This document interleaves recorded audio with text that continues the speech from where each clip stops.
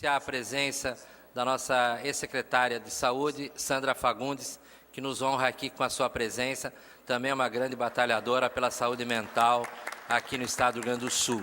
Queria passar também agora a palavra ao Dr. Tiago Duarte, que utilizará o seu tempo no período de comunicações. Nesta quinta-feira, 21 de maio, nós estamos discutindo a saúde mental, a luta antimanicomial.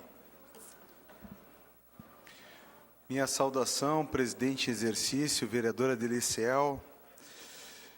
Minha saudação a Karine e a Mirella, que fizeram um brilhante trabalho aí. Ao Rafael e a Vera. E aí vamos abordar por que Viamão, e por que não se tem essa experiência em Porto Alegre. E eu vou colocar aqui a minha humilde contribuição, por que a cidade, infelizmente, tem algumas dificuldades nesse sentido. Ao Marcos Rolim, sempre que olho para ele, me lembro do meu tio, Marco Antônio Scapini, né? Que militou com Vossa Excelência em outras searas. Queria fazer um agradecimento aqui de público muito especial, Afonso, a Regina e a toda a equipe da taquigrafia, que vieram hoje mais cedo, em função de todas as reuniões que nós tivemos aí durante a semana. O trabalho foi brilhante de vocês, um afetuoso abraço e o carinho deste humilde vereador. Eu queria iniciar pelo financiamento do SUS. O financiamento do SUS, nós temos problemas. O SUS é o melhor sistema de saúde do mundo. Nós somos defensores do SUS. Só que nós temos problemas nesse financiamento. Lembrar a vocês que o município coloca de dinheiro mais do que está estipulado. Coloca 19%. Mas as outras esferas faltam. Então, é importante, sempre que se discute implementos em saúde, e na saúde mental nós precisamos discutir o seu financiamento. E discutir essas outras fontes que deveriam estar contribuindo e não estão. Eu separo grosseiramente aqui para o nosso diálogo o sofrimento psíquico em 3 esferas. A primeira é a epidemia do crack.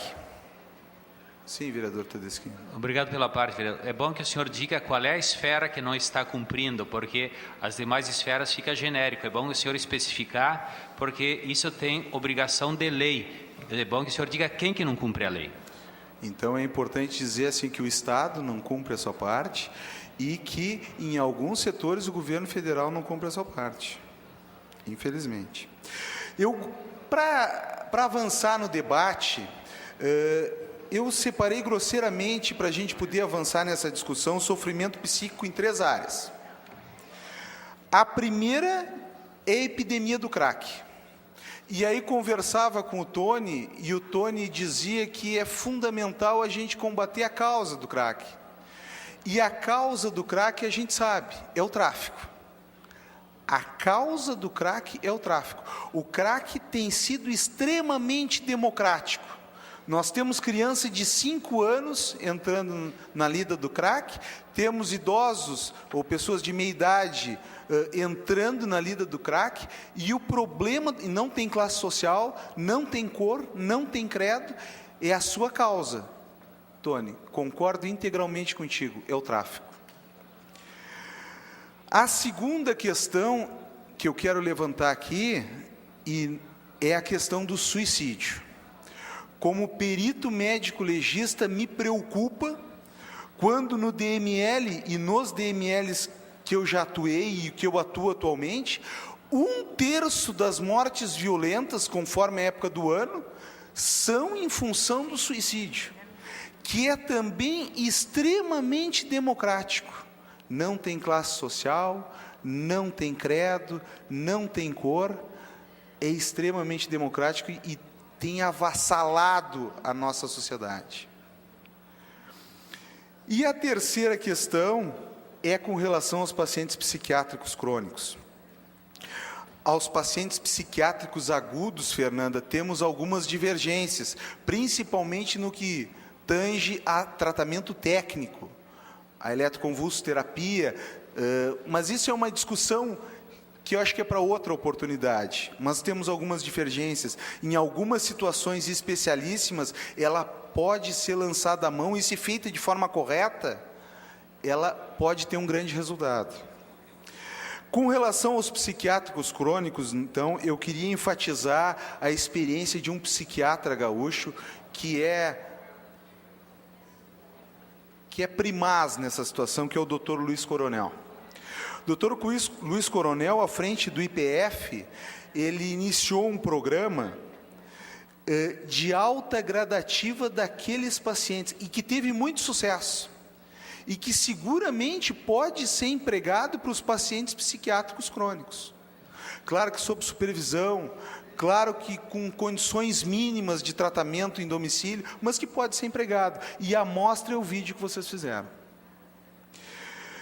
Então, esses assuntos todos, Fernanda, eu acho que é imprescindível que a gente faça um diagnóstico desses assuntos.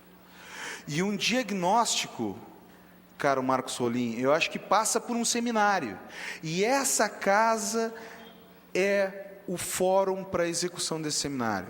Essa foi uma proposta que veio desse humilde vereador, que acabou sendo convalidada pelo restante da Comissão de Saúde, e foi sugerida à época, quando veio aqui para falar do crack, pelo Dr. Coronel, que hoje dirige o Hospital São Pedro, e eu acho que este seminário é fundamental para se fazer um diagnóstico. Só se consegue fazer um tratamento preciso aquele que tem o diagnóstico, e por isso a importância do diagnóstico. Quero falar só no final do meu tempo, de 3 experiências, de uma experiência em especial, né? Da questão do CAPS. O CAPS é fundamental, ele é o atendimento secundário desses pacientes, né? Todos nós que militamos na medicina, que trabalhamos e até que temos contato com a comunidade, no caso de vereadores, nós sabemos da importância que tem o Centro de Atendimento Psicossocial. Tanto seja CAPS-AD, álcool e drogas, quanto o CAPS-I, da infância, das crianças. Então, o CAPS é fundamental.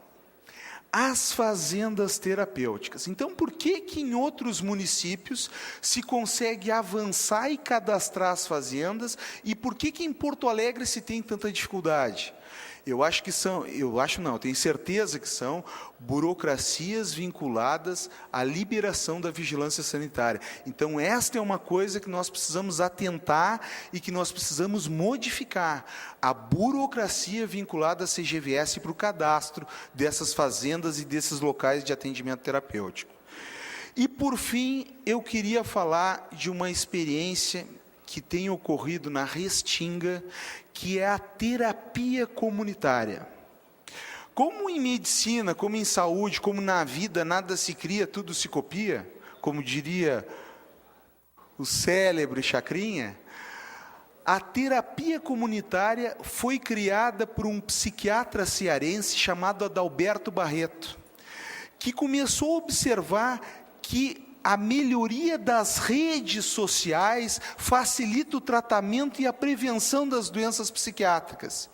E nós iniciamos essa experiência lá na Restinga, com a psicóloga Lisiane, com terapeutas comunitários que acabaram fazendo uma formação em terapia comunitária, e isso hoje está afastando muita gente da internação, está trazendo essas crianças para a rede sadia das comunidades e fazendo com que essas crianças também não ingressem no mundo do crack.